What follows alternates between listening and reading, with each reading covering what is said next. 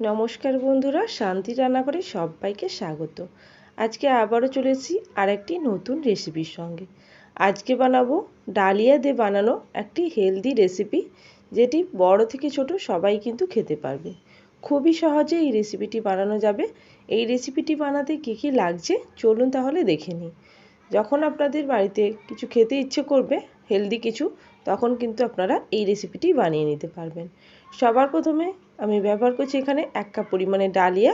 Normal যে বাজারে ডালিয়াটা পাওয়া যায় সেই ডালিয়াটাই ব্যবহার করেছি। সঙ্গে নিয়ে নিচ্ছি এখানে নারকেল কোড়া, আর নিয়ে নিচ্ছি চিনি এখানে প্রায় 1/2 কাপ পরিমাণে নিয়েছি। সঙ্গে কিছু ড্রাই ফ্রুট নিয়ে নিয়েছি, অর্থাৎ কিশমিশ এবং বাদাম নিয়ে নিয়েছি। এবার আমি নিয়ে নেব কিছুটা পরিমাণে এলাচের গুঁড়ো। এখানে আমি বেশি পরিমাণে রেখেছি, এখান থেকে অল্প পরিমাণে এলাচের গুঁড়ো নেব। আরও কিছু উপকরণ লাগবে, সেগুলো এক এক করে রান্নার সময় দেখিয়ে দেব।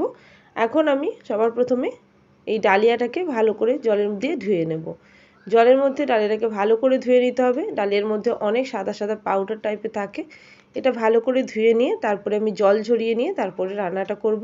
অবশ্যই কিন্তু ডালিয়া রান্নার আগে ডালিয়াটাকে ধুয়ে নেওয়া কিন্তু খুবই প্রয়োজন। এখন দেখুন ভালো করে কিন্তু আমি ডালিয়াটাকে এইভাবে হাত দিয়ে ভালো করে ঘষে ঘষে ধুয়ে নিচ্ছি। দেখুন কতটা সাদা জল বেরিয়েছে। এই সাদা জলটা কিন্তু একদম পরিষ্কার হওয়া পর্যন্ত ভালো করে ধুয়ে নিতে হবে। এখন আমি ডালিয়াটা ধুয়ে নিয়ে এইভাবে একটা ছাঁকনির সাহায্যে জল ঝরিয়ে নিচ্ছি। এবার আমি একটা প্যান বসিয়ে দিয়েছি। এই প্যানে দিয়ে দিচ্ছি সবার প্রথমে কিছুটা পরিমাণে ঘি। এই ঘিয়ের মধ্যে আমি কিশমিশ এবং বাদামগুলোকে ভেজে নেব।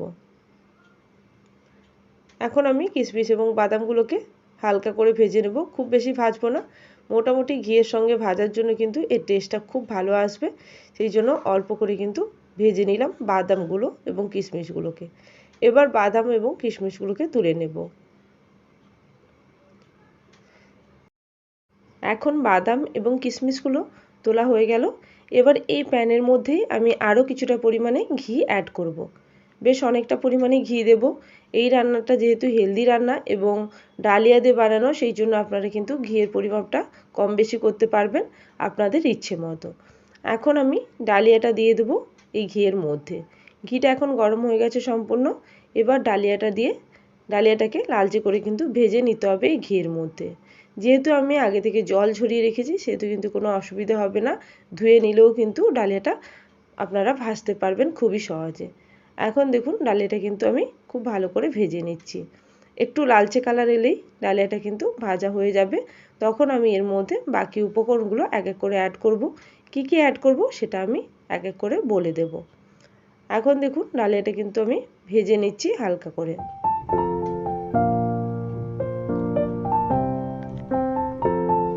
এখন প্রায় 3 থেকে 4 মিনিট পরে দেখাচ্ছি ডালিয়াটা কিন্তু প্রায় ভাজা হয়ে গেছে।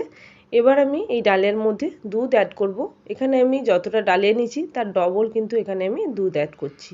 তাতে কিন্তু ডালিয়াটা খুব ভালোভাবে সফট হবে এবং সেদ্ধ খুব ভালোভাবে হয়ে যাবে। সেই জন্য আমি এখানে ডালিয়ার সঙ্গে নিচ্ছি 2 কাপ পরিমাণে দুধ। এখানে যতটা ডালিয়া তার ডবল দুধ ব্যবহার করছি। এখন আমি দুধটা দিয়ে দিচ্ছি। সম্পূর্ণ দুধটা দেওয়ার পরে ভালো করে ফুটিয়ে ডালিয়াটাকে সেদ্ধ করে নেব। যতক্ষণ না এই দুধটা ঘন হয়ে একদম শুকিয়ে যাচ্ছে, ততক্ষণ পর্যন্ত কিন্তু ডালিয়াটাকে সেদ্ধ করে নিতে হবে। এবং খুব ভালোভাবে কিন্তু ডালিয়াটা সেদ্ধ হয়ে গেলে এরপরে আরও কিছু উপকরণ আমি মেশাবো এক এক করে, সেগুলো কিন্তু এক এক করে আপনাদেরকে দেখিয়ে দেব। এই রেসিপিটি পুরোটা দেখার জন্য অনুরোধ রইল, তাহলে কিন্তু আপনারা বুঝতে পারবেন রেসিপিটি সম্পূর্ণটা কিভাবে তৈরি হচ্ছে। যেহেতু রেসিপিটি খুবই হেলদি একটি রেসিপি, বাচ্চা থেকে বড় সবাই কিন্তু এই রেসিপিটি খেতে পারবে খুবই সহজে। এখন আমি দেখুন ডালিয়াটা কিন্তু অনেকটা ফুটে উঠেছে। এখন ডালিয়াটা প্রায় হাফ সেদ্ধ হয়ে গেছে, দেখিয়ে দিলাম। এরপরে আরও কিছুক্ষণ কিন্তু সেদ্ধ করে নিতে হবে। প্রায় এটা সেদ্ধ হতে 5 থেকে 7 মিনিট টাইম লাগবে, তাতেই কিন্তু হয়ে যাবে। আপনারা সকালে কিন্তু ব্রেকফাস্টেও এই রেসিপিটি বানাতে পারবেন। এছাড়াও কিন্তু বাড়িতে গেস্ট এলেও কিন্তু এটা বানিয়ে দিতে পারেন। খুবই হেলদি একটি রেসিপি। এখন দেখুন ডালিয়াটা প্রায় সেদ্ধ হয়ে গেছে। এবার আমার পুরো দুধটাকে শুকিয়ে নিতে হবে। একদম যখন দুধটা শুকিয়ে যাবে তখন কিন্তু এই রেসিপিটি রেডি হবে। সেই জন্য এখন আমি দিয়ে দিচ্ছি চিনি। চিনির পরিমাপটা এখানে আমি 1/2 কাপ পরিমাণে চিনি নিয়েছি। আপনারা কম বেশি করতে পারেন, যতটা চিনি খেতে চান ততটা কিন্তু করে নিতে পারেন। এছাড়াও কিন্তু আপনারা চাইলে গুড়ও এখানে অ্যাড করতে পারেন।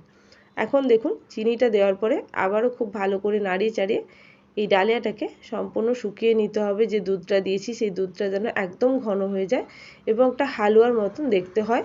এটা কিন্তু অ্যাকচুয়ালি এক ধরনের ডালিয়ার হালুয়াই বানাচ্ছি আমি। সঙ্গে দিয়ে দিচ্ছি এখানে কিছুটা পরিমাণে নারকেল কোড়া। এখানে হাফ কাপ পরিমাণে নারকেল কোড়া রেখেছিলাম, সেটাও কিন্তু এখানে দিয়ে দিলাম।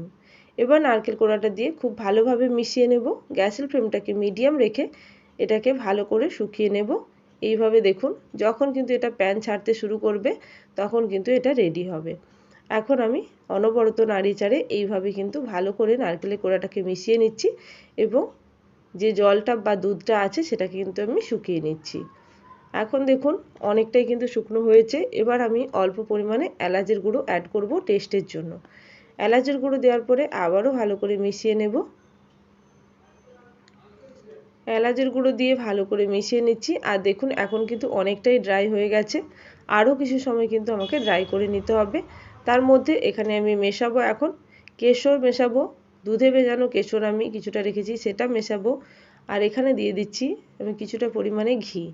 ঘিটা দেওয়ার পরে আবারও যখন নাড়তে শুরু করবেন দেখবেন এটা কিন্তু প্যানটা ছাড়তে শুরু করবে, অর্থাৎ এটা কিন্তু প্রায় রেডি হয়ে গেছে।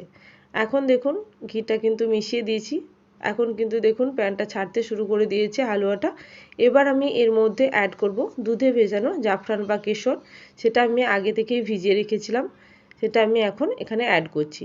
এটা দিলে এর টেস্টটা কিন্তু আরও ভালো আসে, খুবই টেস্টি হয় এটা দেওয়ার পরে। এখন আমি আবারও ভালো করে মিশিয়ে নিয়েছি। এবার দুধে ভেজানো কেশর বা জাফরানটা খুব ভালো করে মেশানো হয়ে গেলে এবার আমি এর সঙ্গে অ্যাড করব কিছুটা পরিমাণে কাজু এবং কিশমিশ, যেটা আমি আগে থেকে ভেজে রেখেছিলাম, সেটা কিন্তু এখানে আমি অ্যাড করে দেব। এখন দেখুন হালুয়াটা কিন্তু সম্পূর্ণ রেডি হয়ে গেছে। খেতেও কিন্তু খুবই মজার হয়, আপনারা কিন্তু বাড়িতে একবার ট্রাই করে দেখতে পারেন। মিষ্টি জিনিস বা ডেজার্ট জাতীয় কোনো কিছু খেতে ইচ্ছে করলে আপনারা কিন্তু এই রেসিপিটি বানিয়ে নিতে পারবেন। এখন আমি কিছুটা ড্রাই ফ্রুট আগে থেকে ভেজে রেখেছিলাম, সেগুলো কিন্তু আমি এখানে অ্যাড করে দিলাম। আবারও খুব ভালো করে মিশিয়ে নিচ্ছি। তাহলে বন্ধুরা এই রেসিপিটি যদি ভালো লেগে থাকে অবশ্যই কিন্তু কমেন্ট সেকশানে জানাবেন। আর যারা এখনও পর্যন্ত চ্যানেলটিকে সাবস্ক্রাইব করেননি অবশ্যই চ্যানেলটিকে সাবস্ক্রাইব করে নিয়ে পাশে থাকা বেল নোটিফিকেশানে ক্লিক করে রাখবেন, যাতে আমার চ্যানেলে কিছু নতুন রেসিপি আসার সঙ্গে সঙ্গে আপনাদের কাছে সবার আগে নোটিফিকেশান পৌঁছে যায়। তাহলে আজকের জন্য এই পর্যন্ত, আবারও চলে আসবো নতুন কোনো রেসিপি নিয়ে। ততক্ষণের জন্য সবাই ভালো থাকবেন, সুস্থ থাকবেন। Thank you for watching my video.